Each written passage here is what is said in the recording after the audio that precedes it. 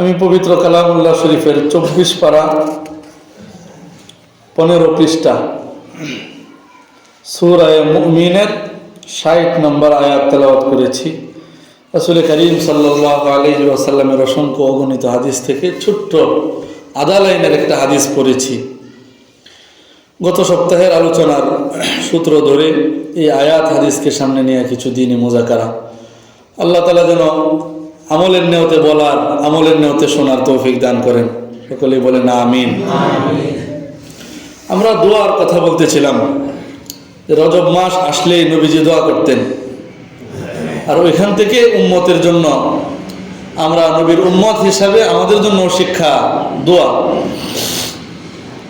এখন দোয়া সম্পর্কে যদি মোটামুটি কিছু ধারণাও আমাদের না থাকে, তাহলে আমরা কিভাবে আল্লাহর কাছে দোয়া করব, কোন সময় দোয়া করব?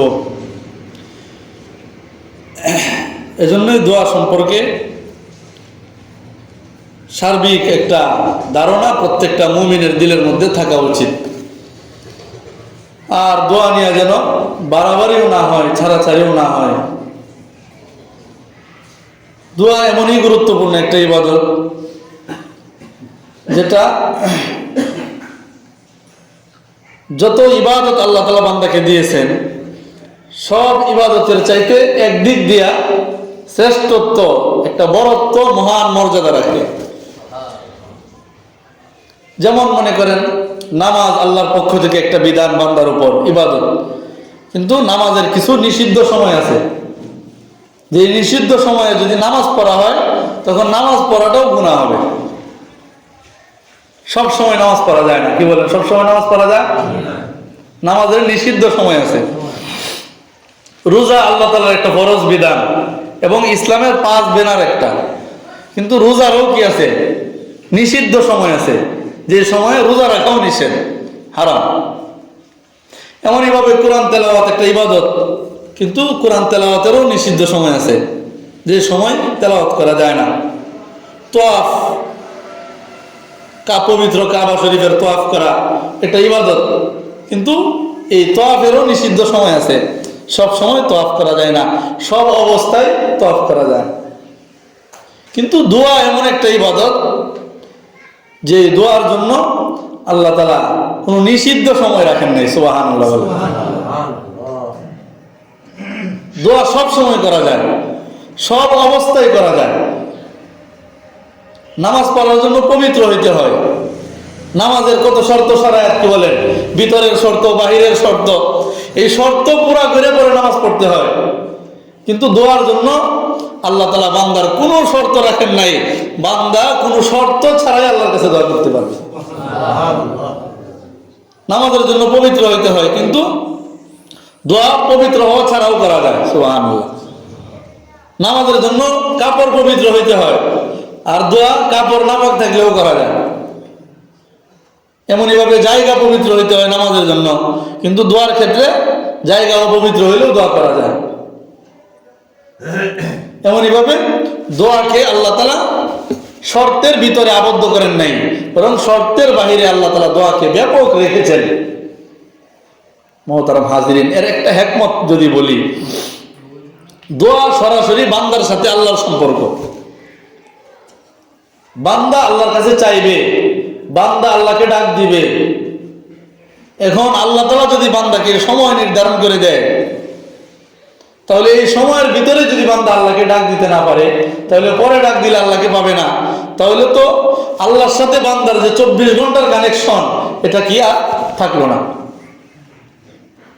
এজন্যই আল্লাহর অপার দয়া, আল্লাহ তাআলার অসীম দয়ার কারণে আল্লাহ তাআলা বান্দার জন্য এই দোয়াটাকে ব্যাপকভাবে রেখেছেন। এবং দোয়ার হাকিকত হইল যে বান্দা আল্লাহর কাছে চাইবে, বান্দা আল্লাহর কাছে চাইবে। এখন বান্দা যদি যে কোনো সময় চাইতে না পারে, বান্দার এখন দরকার আল্লাহর কাছে চাওয়া, কিন্তু এখন বিধান নাই চাওয়া, তাহলে তো বান্দা বিপদে পড়বে। এজন্য আল্লাহ তাআলা বান্দাকে বিপদে ফেলেন নাই, বরং বান্দার সুবিধার জন্য আল্লাহ তাআলা 24 ঘন্টার যে কোনো সময় আল্লাহ তাআলা বান্দাকে দোয়া করার হুকুম করেছেন। আমি যে আয়াত পড়েছি, আল্লাহ তাআলা বলেন, ওয়াকালা রাব্বুকুম উদউনি আস্তাজিব লাকুম। আল্লাহ তাআলা বলেন, ওয়াকালা আমার বান্দাগণ, তোমাদের প্রভু তোমাদেরকে বলতেছেন, তোমাদের প্রভুর আদেশ।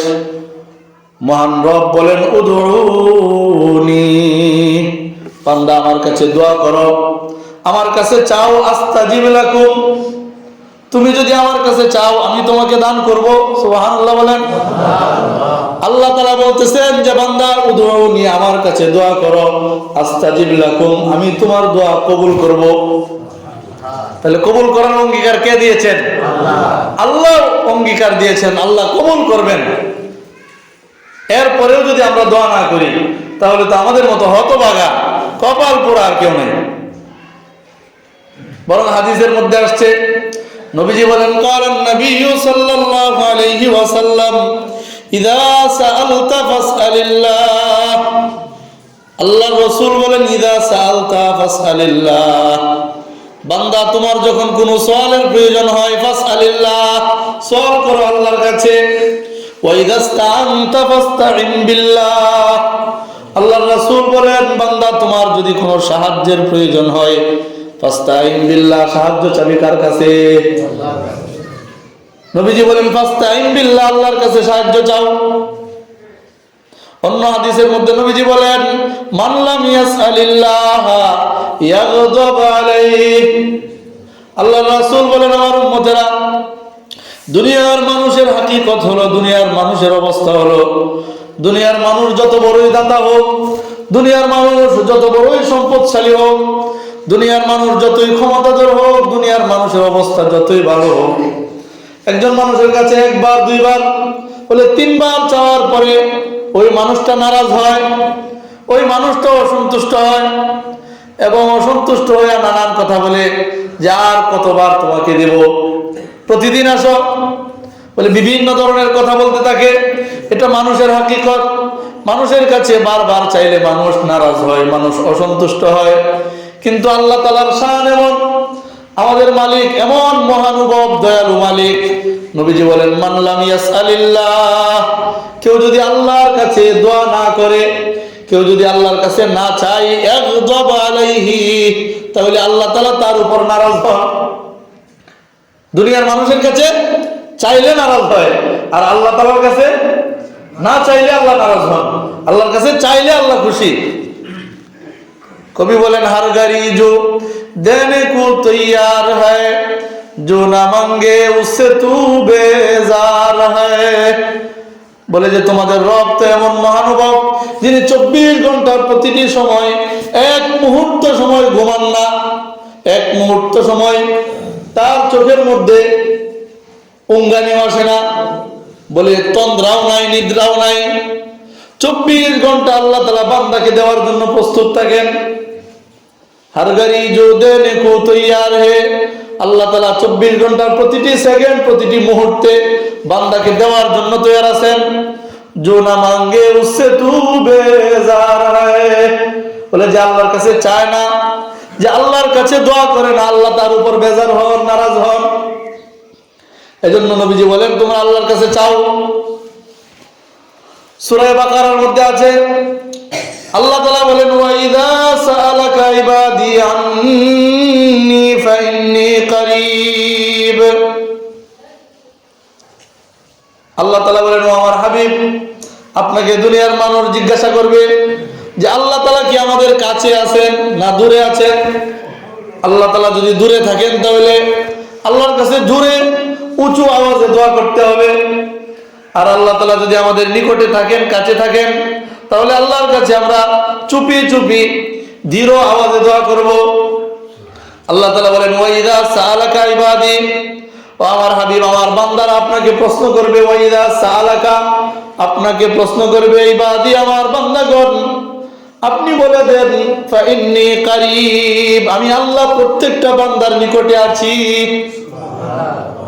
কত নিকটে! ভিন্ন আয়াতের মধ্যে আল্লাহ তাআলা বলেন, 26 পারা, নাহনু আকরাবু ইলাইহি মিন হাবলিল ওয়ারিদ, বলে যে বান্দার গর্দানের দুই পাশে মোটা দুইটা রগ আছে, যেগুলাকে শাহরগ বলা হয়।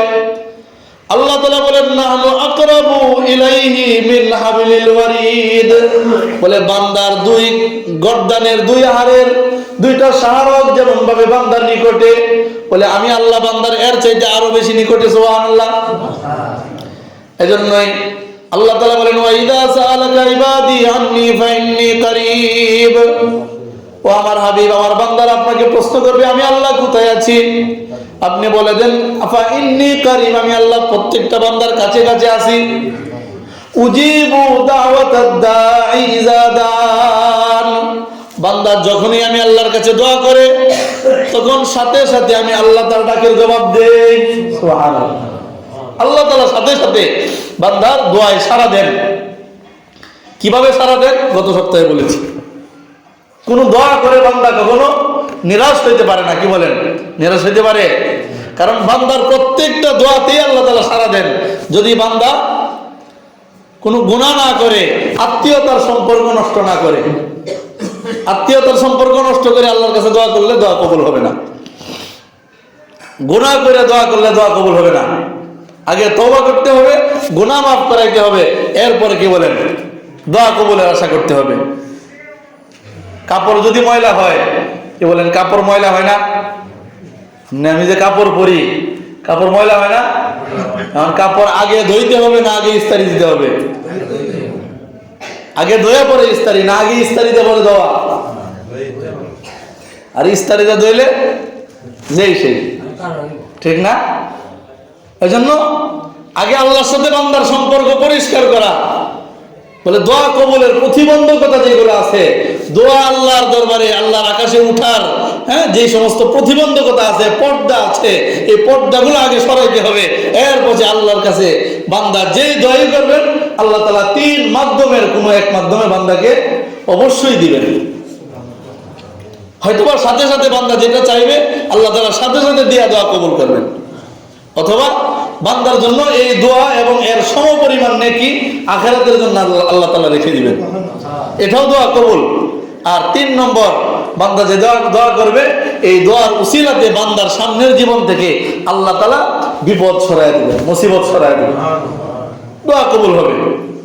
মুহতারাম হাজিরিন, দোয়ার অনেকগুলো বৈশিষ্ট্যের আরেকটা বৈশিষ্ট্য হলো সমস্ত ইবাদতের ক্ষেত্রে কোনো বাহানা আল্লাহর দরবারে কবুল হয় না।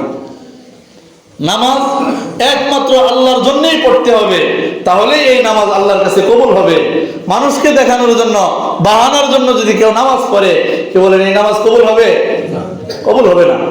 বরং হাদিসের মধ্যে আসছে, নবীজি বলেন বান্দা যদি আল্লাহর সন্তুষ্টির জন্য নামাজ না পড়ে, বান্দা যদি ইখলাসের সাথে নামাজ আদায় না করে, বান্দা যদি লোক দেখানোর জন্য নামাজ পড়ে, কোরআনের মধ্যে আছে ফাওয়াইলুল লিল মুসাল্লিন আল্লাযীনা হুম ইউরাউন, আল্লাহ তাআলা বলেন ওই সমস্ত নামাজীদের জন্য ধ্বংস। ফাওয়াইলুল লিল মুসাল্লিন, ওই সমস্ত নামাজীদের জন্য ওয়াইল নামক জাহান্নাম। আল্লাযীনা হুম ইউরাউন, যারা মানুষকে দেখানোর জন্য নামাজ আদায় করে, যারা ইখলাসের সাথে নামাজ পড়ে না, তাদের জন্য নামাজ পড়ার পরেও ধ্বংস। হাদিসের মধ্যে নবীজি বলেন যারা মানুষের সন্তুষ্টির জন্য নামাজ পড়ে, মানুষকে দেখানোর জন্য সুন্দর করে নামাজ পড়ে, বলে ওই সমস্ত বান্দার নামাজ আল্লাহ তাআলা যখন ফেরেশতারা যখন এই নামাজ নিয়ে আল্লাহর দরবারে যেতে চায়, বলো প্রথম আসমানের মধ্যে তাদের নামাজের জন্য বাধা দেওয়া হয়। প্রথম আসমানের দরজা ওই নামাজের জন্য খোলা হয় না, তখন ওই নামাজ বাধাপ্রাপ্ত হয়ে যায়, আল্লাহর দরবারে ওঠে না। কারণ নামাজ এমনই ইবাদত যেটার ক্ষেত্রে কোনো বাহানা আল্লাহর দরবারে চলে না, একান্ত আল্লাহর জন্যই হইতে হবে, আল্লাহকে খুশি করার জন্যই হইতে হবে। দিলটাকে ভাঙ্গিয়া কি বলেন খুশু খুজুর সহিত নামাজের মধ্যে দাঁড়াইতে হবে, তাহলেই আল্লাহ তাআলা কবুল করবেন। বান্দার ওই নামাজ ইখলাস ছাড়া নামাজ, বাহানার নামাজ, এটা আল্লাহর দরবারে ওঠে না। শেষ পর্যায়ে ফেরেশতা ওই নামাজকে, হাদিসের মধ্যে আসছে, পুরাতন কাপড়ের মতো পেঁচায়া ওই নামাজের মুখের মধ্যে চুরে মারেন। নাউযুবিল্লাহ। এজন্য আপনার আমার নামাজ সুন্দর করার দরকার আছে কিনা? শুধু দুনিয়া সুন্দরের পিছনে আমরা লেগে আছি, শুধু দুনিয়া কিভাবে সাজাইবো এই চিন্তায় আছি। কিন্তু নামাজ কিভাবে সুন্দর করতে হবে, আমার নামাজটা যেন আকাশে উঠে, কি বলেন, এই চেষ্টা ত্রুটি আছে কিনা আমাদের মধ্যে? মুহতারাম হাজিরিন, শুধু দুনিয়া সাজাইলে হবে না, বরং আখিরাত সাজাইতে হবে। এজন্য দোয়া দোয়া এমন ইবাদত যে ইবাদতের ক্ষেত্রে বাহানাও আল্লাহ তাআলা কবুল করে নেন। সুবহানাল্লাহ। কোন ইবাদতের ক্ষেত্রে বাহানা কবুল হয় না। রোজা রাখার ক্ষেত্রে বাহানা কবুল হয় না, হজ করার ক্ষেত্রে বাহানা কবুল হয় না, যাকাত দেওয়ার ক্ষেত্রে বাহানা কবুল হয় না। কিন্তু দোয়া এমন ইবাদত যে দোয়ার ক্ষেত্রে আল্লাহ তাআলা বাহানাও বান্দার পক্ষ থেকে কবুল করে নেন।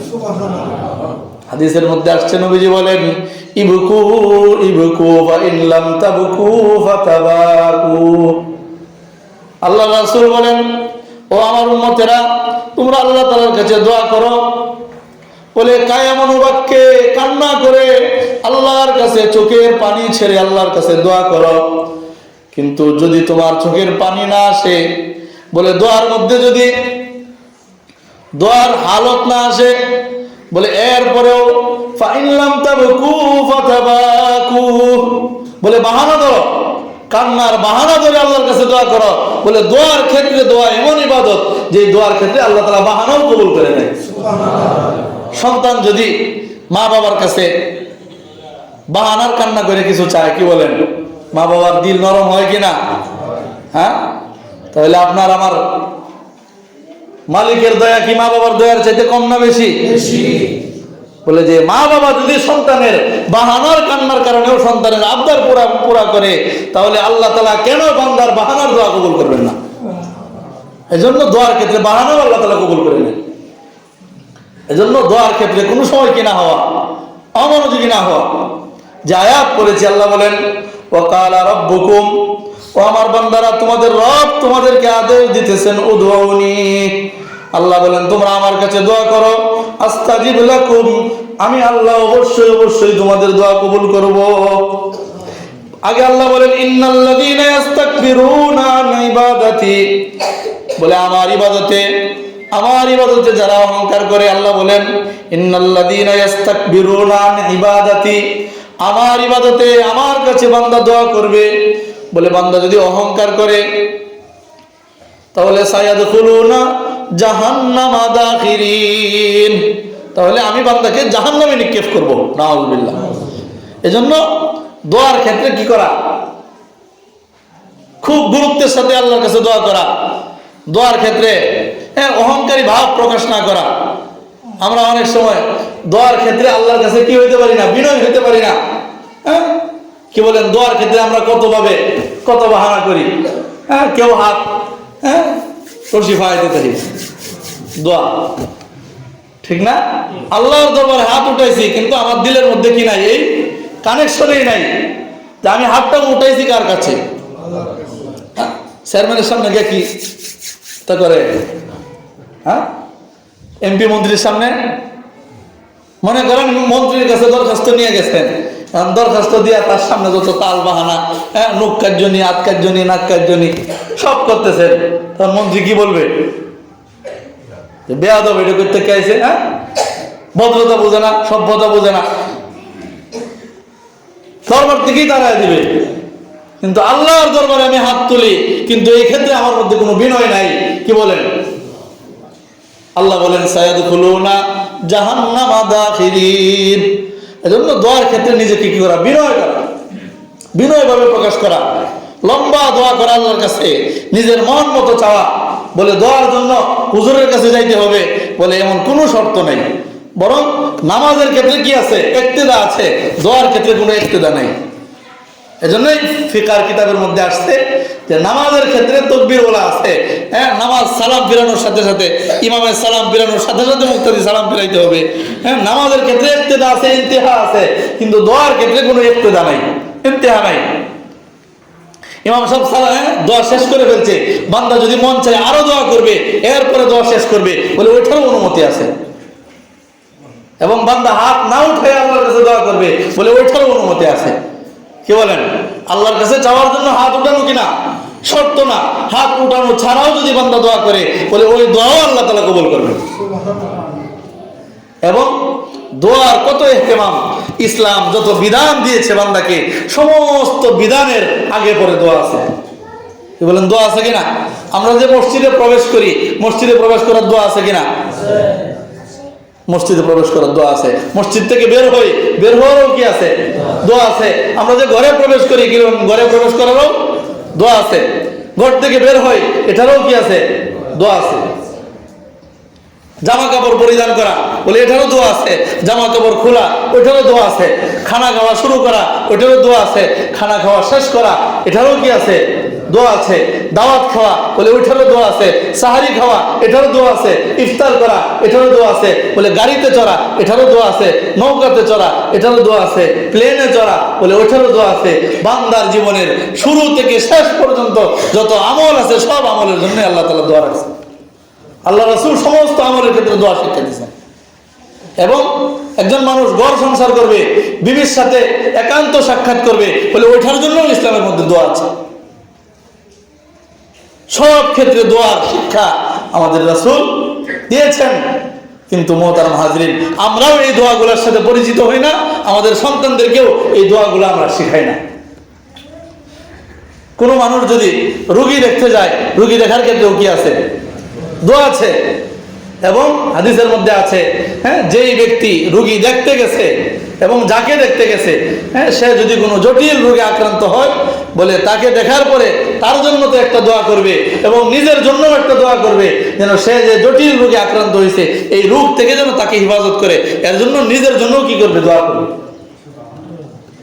নবীজি বলেন, আলহামদুলিল্লাহিল্লাযী আফানি মিম্মা ইবতালাকা বিহি ওয়া ফাদ্দালানি আলা কাসীরিম মিম্মান খালাকাকা তাফদীলা। বলে এই দোয়াটা রোগী দেখার পরে যদি বান্দা পড়ে, চুপে চুপে পড়বে, তাহলে সে যে জটিল রোগে আক্রান্ত হয়েছে, আল্লাহ তাআলা তাকে এই রোগে আর কখনো আক্রান্ত করবেন না, তাকে হেফাজত করবেন। মুহতারাম হাজরিন, বান্দার 24 ঘন্টার জীবনকে দোয়ার মাধ্যমে হেফাজত করেছেন। ফরজ নামাজের পরে অসংখ্য দোয়া, ফজরের পরে দোয়া, মাগরিবের পরে দোয়া, এমন অসংখ্য দোয়ার কথা নবীজি শিক্ষা দিয়েছেন, যে দোয়াগুলাই বান্দার জিন ইনসানের সব ধরনের ক্ষতি থেকে হেফাজতের একমাত্র রক্ষা করবে। কিন্তু এই দোয়ার ক্ষেত্রে আমরা পিছিয়ে। রাসূল করিম সাল্লাল্লাহু আলাইহি ওয়াসাল্লাম রজব মাস আসলে উম্মতকে দোয়া শিক্ষা দিতেন। এর মধ্যে বিশেষভাবে যে দোয়াটা বেশি বেশি পড়ার জন্য, বলার জন্য শিখাইতেন, নবীজি নিজেও পড়তেন, সেই দোয়াটা হলো আল্লাহুম্মা বারিক লানা ফি রজব ওয়া শাবান ওয়া বাল্লিগনা রমাদান।